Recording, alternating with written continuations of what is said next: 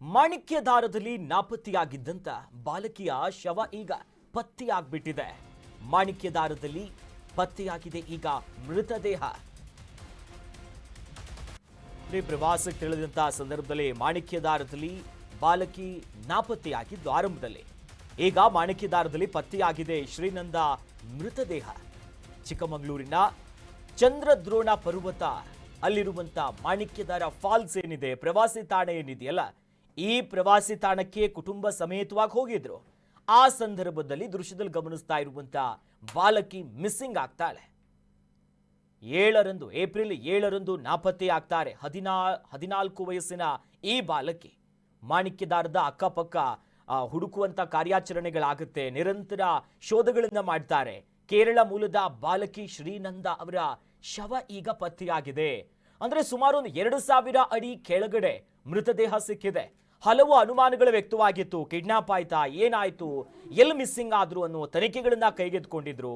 ನಂತರದಲ್ಲಿ ಎಲ್ಲಾ ರೀತಿಯಾಗಿ SDRF ಇರ್ಬೋದು, ಅಗ್ನಿಶಾಮಕ ದಳ ಇರ್ಬೋದು, ಸ್ಥಳೀಯ ಪೊಲೀಸರು ಜಂಟಿ ಕಾರ್ಯಾಚರಣೆಗಳನ್ನ ಮಾಡಿದ್ರು.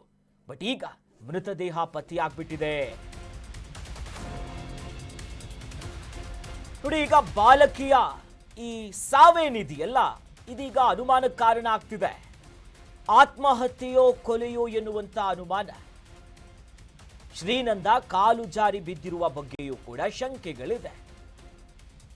ವಿವಿಧ ಆಯಾಮಗಳಲ್ಲಿ ಪೊಲೀಸರಿಂದ ತನಿಖೆಯ ಕಾರ್ಯ ಮುಂದುವರಿತಾನೇ ಇದೆ. ನೋಡಿ, ಶ್ರೀನಂದ ಎನ್ನುವಂತಹ ಬಾಲಕಿ ಕುಟುಂಬದ ಜೊತೆಯಲ್ಲಿ, ಫ್ಯಾಮಿಲಿ ಜೊತೆಯಲ್ಲಿ ಬಂದಿರ್ತಾರೆ, ಮಿಸ್ಸಿಂಗ್ ಆಗ್ತಾರೆ, ನಿರಂತರವಾಗಿ ಹುಡುಕ್ತಾರೆ. ಬಟ್ ಈಗ 2000 ಅಡಿಗಳ ಕೆಳಗಡೆ ಪರ್ವತ ಏನಿದೆಯಲ್ಲ, ಈ ಬೆಟ್ಟದ ಕೆಳಗಡೆ ಮೃತದೇಹ ಸಿಕ್ಕಿದೆ. ಬಟ್ ಈಗ ಅನುಮಾನಗಳು ಏನು ಕೇಳಿದ್ರೆ, ಇದು ಆತ್ಮಹತ್ಯೆನಾ ಅಥವಾ ಕೊಲೆಯಾಗ್ಬಿಡುತ್ತಾ ಅಥವಾ ಆಕಸ್ಮಿಕವಾಗಿ ಕಾಲು ಜಾರಿ ಬಿದ್ದು ಹೀಗಾಯ್ತಾ ಅನ್ನುವ ಹಲವು ರೀತಿಯಲ್ಲಿ ಪೊಲೀಸರು ತನಿಖೆಯನ್ನ ಕೈಗೊಳ್ತಿದ್ದಾರೆ. ನೋಡಿ, ನಾಪತ್ತೆಯಾದಂತ ದಿನ ಧರಿಸಿದ್ದಂತ ಬಟ್ಟೆಯಲ್ಲೇ ಈಗ ಶವ ಪತ್ತೆಯಾಗಿದೆ. ಯಾವ ಬಟ್ಟೆ ಹಾಕಿದ್ರು ಅದೇ ಬಟ್ಟೆಯಲ್ಲಿ ಶವ ಸಿಕ್ಕಿದೆ. ಈಗ ಡ್ರೋನ್ ಕಾರ್ಯಾಚರಣೆ ಮಾಡುವಂತ ಸಂದರ್ಭದಲ್ಲಿ ಮೃತದೇಹ ಸಿಕ್ಕಿದೆ. 100ಕ್ಕೂ ಹೆಚ್ಚು ಪೊಲೀಸರಿಂದ ಕಾರ್ಯಾಚರಣೆ ಆಯಿತು. ಕೇರಳದ ಫ್ಯಾಮಿಲಿ ಟೂರಿಗೆ ಬಂದಿದ್ರು. ಏಪ್ರಿಲ್ 7ರಿಂದಲೂ ಕೂಡ ನಿರಂತರವಾಗಿ ತನಿಖೆ ಆಗ್ತಾ ಇತ್ತು. ಹಲವು ಅನುಮಾನಗಳಿತ್ತು. ಪಾಪ ಈಗ ಮೃತದೇಹ ಮಾತ್ರ ಸಿಕ್ಕಿದೆ.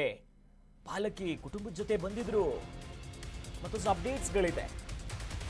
ಶ್ರೀನಂದ ಸಾವಿನ ಸುದ್ದಿ ತಿಳಿದು ಪೋಷಕರು ಅಳುತ್ತಿದ್ದಾರೆ, ಕಣ್ಣೀರನ್ನ ಹಾಕ್ತಿದ್ದಾರೆ. ಇನ್ನು ಘಟನಾ ಸ್ಥಳಕ್ಕೆ ಕುಟುಂಬಸ್ಥರು ಹೋಗ್ತಿದ್ದಾರೆ. ಕುಟುಂಬಸ್ಥರನ್ನ ಕರೆದುಕೊಂಡು ಹೋಗ್ತಿದ್ದಾರೆ ಪೊಲೀಸರು. ಘಟನಾ ಸ್ಥಳಕ್ಕೆ ಎಲ್ಲಿ ಬಿದ್ದಿದ್ರು, ಏನೇನು ಆಯ್ತು ಅಲ್ಲ, ಅಲ್ಲಿಗ ಕರ್ಕೊಂಡು ಹೋಗ್ತಾರೆ. ಅವ್ರ ಫ್ಯಾಮಿಲಿ ಸಮೇತ ಕೇರಳದಿಂದ ಬಂದಿದ್ರು. ಆ ಸಂದರ್ಭದಲ್ಲಿ ಮಿಸ್ಸಿಂಗ್ ಆಗ್ತಾರೆ ಶ್ರೀನಂದ. ನಿರಂತರ ಕಾರ್ಯಾಚರಣೆಯ ನಂತರದಲ್ಲಿ ಈಗ ಮೃತದೇಹ ಪತ್ತೆಯಾಗಿದೆ.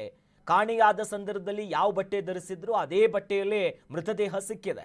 ಬಟ್ ಕೆಲವು ಅನುಮಾನಗಳಿದೆ. ಮಾಣಿಕ್ಯದಾರ ಕೆಳಭಾಗದಿಂದ ಮೃತದೇಹವನ್ನ ತರೋದಕ್ಕೆ ಎಲ್ಲಾ ತಯಾರಿ ಮಾಡ್ಕೊಂತಿದ್ದಾರೆ. ಅರಶಿಣ ಗುಪ್ಪೆ ಗ್ರಾಮದ ಮೂಲಕ ಈಗ ಶವವನ್ನ ತರೋದಕ್ಕೆ ಸಿದ್ಧತೆ ಆಗ್ತಿದೆ. ಅಂತಂದ್ರೆ ಈ ಚಿಕ್ಕಮಗಳೂರಿನ ಮಾಣಿಕ್ಯದಾರ ಆಸುಪಾಸು ಎಲ್ಲವೂ ಕೂಡ ಕಣಿವೆಯ ಪ್ರದೇಶಗಳದು, ಬಹಳ ಗಾತ್ರಗಳಿದೆ.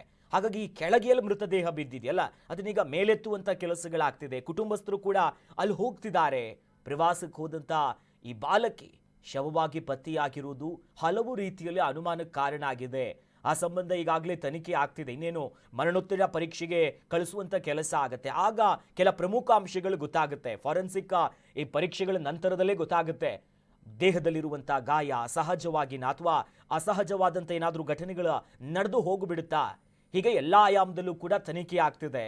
ಪಾಪ ಕುಟುಂಬಸ್ಥರು ಕಣ್ಣೀರು ಹಾಕ್ತಿದ್ದಾರೆ. ಹೇಗೆ ನೋಡ್ತಾರೆ ಪಾಪ, 14 ವಯಸ್ಸಿನ ಮಗಳನ್ನ ಈ ರೀತಿಯಾಗಿ ಕಳ್ಕೊಂಡು ಪ್ರವಾಸಕ್ಕೆ ಬರೋ ಮುನ್ನ ಇನ್ನಷ್ಟು ಮುಂಜಾಗ್ರತೆಯನ್ನ ವಹಿಸ್ಕೊಳ್ಬೇಕು. ಬಟ್ ಈಗ ಹೆಚ್ಚಿನ ಕಾರ್ಯಾಚರಣೆ ಚಿಕ್ಕಮಗಳೂರಿನ ಮಾಣಿಕ್ಯದಾರದಲ್ಲಿ ಸಾಗ್ತಿದೆ.